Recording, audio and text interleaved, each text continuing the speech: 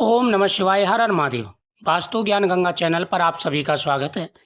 दोस्तों, सुबह और शाम पूजा करते समय अगर आपको कुछ संकेत नजर आते हैं तो आप समझ सकते हैं कि आपकी पूजा सफल है और भगवान आपके ऊपर प्रसन्न है। अक्सर जब हम प्रतिदिन पूजा करते हैं तो कुछ ऐसी चीज़ें होती हैं जो हमें संकेत के रूप में भगवान दिखाते हैं कि अब मैं आपकी भक्ति से प्रसन्न हूँ, आपकी पूजा से प्रसन्न हूँ। लेकिन हम उन चीज़ों पर ध्यान नहीं देते। कई बार आने वाली खुशखबरी और मुसीबतों के बारे में भी हमें पता चल जाता है जब पूजा करते हैं, लेकिन हम सिर्फ पूजा करते हैं, उन चीज़ों पर ध्यान नहीं देते। अगर आपको भी ऐसे कुछ संकेत नज़र आते हैं तो आप समझ लेना कि आपके अंदर अब भक्ति जागृत हो रही है। धीरे धीरे आपका जो शरीर है वो पवित्र हो रहा है, आपके जो पाप हैं वो खत्म हो चुके हैं और भगवान की तरफ आपके कदम बढ़ चुके हैं। जब हम पूजा करते हैं तो हमारा मन भगवान की तरफ रहता है। हमारे आसपास नेगेटिव एनर्जी बहुत ज़्यादा एकत्र हो जाती है जब हम पूजा करते हैं।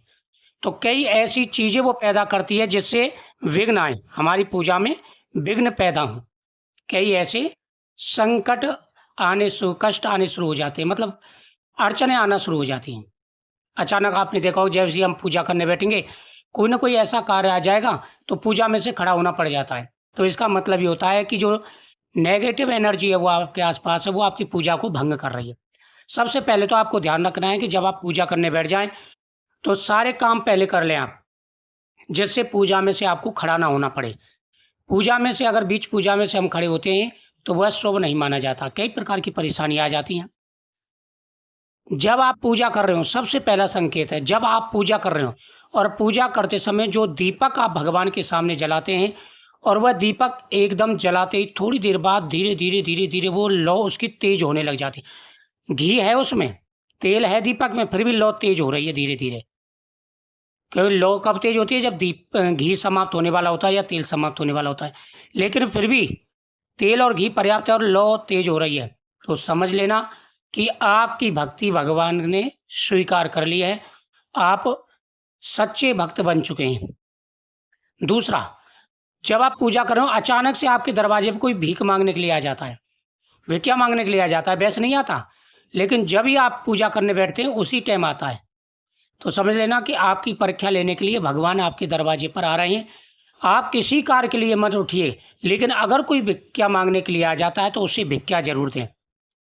चाहे आप पूजा दोबारा शुरू कर लें, लेकिन कभी भी भिक्षा मांगने वाले को दरवाजे से खाली नहीं भेजना है। इस बात का विशेष रूप से ध्यान रखें। और पैसा ना दें, आप खाने की चीज़ें दें, अन्न दें, वस्त्र दें, जो भी आपको मौजूद हो सामान, फल दे दें, लेकिन आपको देना ज़रूर है। तीसरा, जब आप पूजा कर रहे हो और अचानक पूजा करते-करते आप एकदम खो जाते हैं पूजा में, आपको बाहर की चीज़ों का ध्यान नहीं रहता, आपका ध्यान लग जाता है, तो समझ लेना कि आपके अंदर भक्ति जागृत हो चुकी है। क्योंकि ध्यान उन्हीं का लगता है जिनके अंदर भक्ति हो, सच्ची भक्ति। अगर आप जैसे पूजा कर रहे हैं, आप ध्यान लगाने की कोशिश कर रहे हैं, मन इधर-उधर भटक रहा है, तब तो अभी कमी है भक्ति में। लेकिन जैसे ही आप आँख बंद करते हैं, भगवान का ध्यान लेते हैं, मन के अंदर ही अंदर आपकी जो माला है, मन की माला, वो मंत्रों की माला लगातार चलती रहती है और आपका ध्यान लग जाता है, तो समझ लेना कि आपके ऊपर भगवान की कृपा हो चुकी है। आप भगवान के भक्त हो चुके हैं।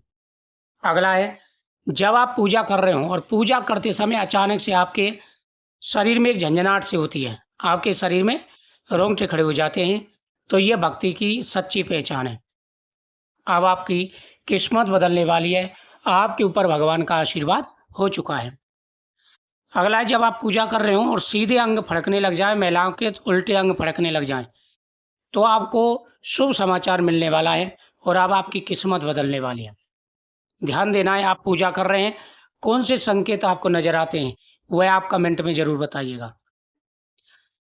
आँखों में से आँसू आना, ये सबसे बड़ा एक संकेत है। जब आप पूजा कर रहे हो अचानक से आपके भावुक हो जाते हैं, आँखों में से आँसू आने लग जाते हैं, तो ये सच्ची भक्ति का उदाहरण होता है। अब आपके जो आत्मा है वो भगवान की तरफ लीन हो चुकी है, आपका शरीर पवित्र हो चुका है, अब आप मुख से जो बोलोगे वो सत्य होगा। तो ये कुछ संकेत होते हैं जो भक्ति के मार्ग पर चलने के संकेत होते हैं और आपके जीवन में खुशियाँ आने वाली हैं। वीडियो को शेयर करें, चैनल को सब्सक्राइब करें, कमेंट में ओम नमः शिवाय जरूर लिखें। ओम नमः शिवाय।